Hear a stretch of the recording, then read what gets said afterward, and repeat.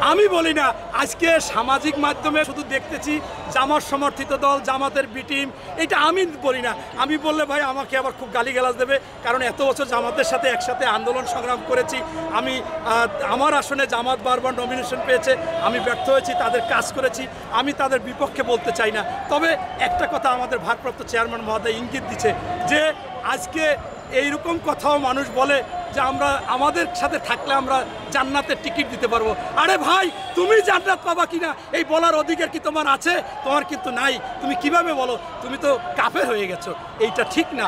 অবশ্যই তুমি জান্নাতের টিকিট বিক্রি করতে পারো না। তাই আমাদের ভারপ্রাপ্ত চেয়ারম্যান মহোদয় দু একটা কথা কিন্তু এরকম বলেছেন, এবং আমাদের বিএনপির বিরুদ্ধে কিছু অপপ্রচারও হচ্ছে। আমরা ইনশাল্লাহ আশা রাখি অল্প সময়ের মধ্যে বাংলাদেশের বিএনপির যতটুকু বদনাম হয়েছে 2000কে বহিষ্কার করা হয়েছে, এবং ইতিমধ্যে আরও অ্যাকশন নেওয়া হবে।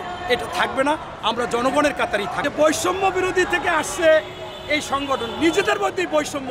আমরা বাংলাদেশের প্রতিটি মানুষ, এখানে আপনারা 10-12 জন আছেন সাংবাদিক, আপনারাও কিন্তু দেখেছেন যে বেসরকারি বিশ্ববিদ্যালয়ে যে ভূমিকা নিচ্ছে, আমার মেয়ে ব্র্যাক ইউনিভার্সিটিতে পড়েছে, ভূমিকা নিচ্ছে, আমার ছেলে সিটি কলেজে পড়েছে, ভূমিকা নিয়েছে, তাই তাদের সেইভাবে মূল্যায়ন করা হয় না।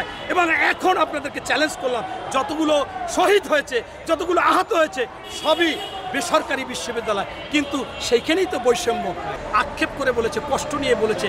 বেসরকারি বিশ্ববিদ্যালয়ের মেয়েরা যারা masters final year, honours final year, তারা বলেছিল যে আমরা মনে করেছিলাম যে একমাত্র সারা বিশ্বে ছাত্ররা ন্যায়ের পক্ষে থাকে, নিঃস্বার্থভাবে কাজ করে, তাদের মধ্যে লোভ কাজ করে না।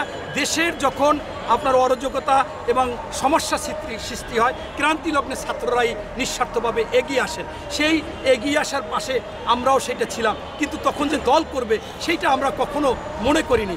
আজকে কেন তারা দল করলো, কিভাবে দল করলো, কোথায় টাকা পেলো, এবং আমরা দেখলাম যে কোটি কোটি টাকা খরচ হয়েছে। এবং মনে হয় বাংলাদেশে এত বড় রকমের কোনো সময় এরকম কর্মসূচি বা প্রোগ্রাম, মানে এটাকে কি বলে, জমকালো, এই জমকালো অনুষ্ঠান কখনো কেউ করছে কিনা সন্দেহ। তাই এই টাকাটা কোথা থেকে আসছে আমরা ইতিমধ্যে জেনেছি।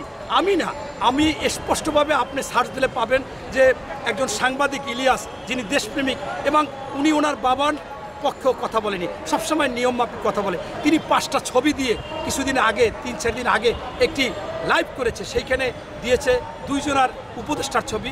একজন হচ্ছে যে আপনার এই নাহিদ, আর একজন হচ্ছে আসিফ। এই 2 জন, এবং হাসনাত এবং সারজিদ, এবং সারজিদের পাশে একটা মেয়েকে দেখেছি।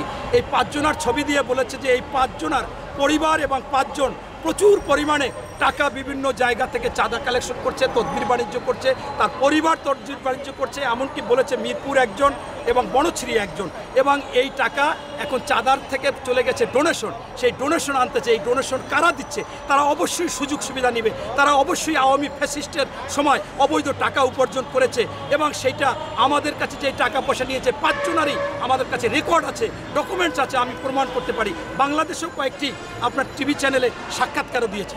তাই আমি সামাজিক মাধ্যম থেকে মনে করতেছি যে এই টাকাটা অবশ্যই বিভিন্ন জনের দিচ্ছে। আর এই টাকা কিভাবে পাবে? আমি যখন ঢাকা বিশ্ববিদ্যালয়ে পড়ি, একজন বুদ্ধিজীবী, তাকে ওই আপনার 14ই ডিসেম্বর তাকে বুদ্ধিজীবী কবরস্থানে নিয়ে গুলি করেছিল। ফাঁকে উনি অজ্ঞান হয়ে ফাঁকতে পড়ে গেছে, উনিও মনে করছে মরে গেছে। পরে 2-3 ঘন্টা পর উনি জ্ঞান ফিরেছে। ডক্টর আবু হামিদ লতিফ, উনি বলেছিল পৃথিবীতে যদি কোনো মানুষ বলে যে আমি একেবারে হালাল উপার্জন করি, ন্যায়সঙ্গত, তাহলে সে মানবতার জীবনযাপন করতে পারবে। হাইফাই জীবন, গাড়ি মেনটেন করা, এইটা সেটা করা সম্ভব না। কিন্তু আমরা দেখতেছি 2 কোটি টাকার গাড়ি ব্যবহার করতেছে। কার কাছ থেকে আনতেছে? একজনের কাছ থেকে। সে কি এমনি দিবে? অবশ্যই সুযোগ সুবিধা নেবে। তাই আমার কাছে মনে হচ্ছে যে এইটা কোনো অশুভ শক্তি, অবৈধ উপার্জনকারী শক্তি, এবং রাঘব বোয়াল যারা অবৈধ টাকা, তারাই কোনো না কোনোভাবে সুবিধা করতেছে। এমনকি বহির্বিশ্ব থেকেও সুযোগ সুবিধা আসতে পারে। ইতিমধ্যে সামাজিক মাধ্যমে দেখা গেছে যে কিছু কিছু এনজিও টাইপ ইউএসএ, আমেরিকা থেকে তারাও কিছু কিছু অনুদান দিয়েছে। আমাদের ডক্টর ইউনূস সাহেব, তিনি কিন্তু একজন আন্তর্জাতিকভাবে এনজিও প্রতিনিধি বা এনজিওর কাজ করেন, তিনিও এনে দিতে পারেন। তিনি তো আগেই স্পষ্ট করেছেন তারা নিরপেক্ষতাও অনেকটা হারিয়েছেন, যে তাদের পক্ষ নিয়েছে। তাই আমি বলবো যে যেটা যেভাবেই যে টাকা পয়সা আসুক সেটা হলে বড় কথা না। বড় কথা হচ্ছে আজকে তারা একটা পার্টি, আজকে থেকে তারা নিরপেক্ষ ভূমিকা পালন করবে। সকল দল যে সুযোগ সুবিধা সরকার থেকে পাবে সেইটা নিবে, এবং আপনার তারা পরিশ্রম করে দলকে গঠন করবে। একটা প্রতিযোগিতায় গেলে তারা সেইভাবে যাবে।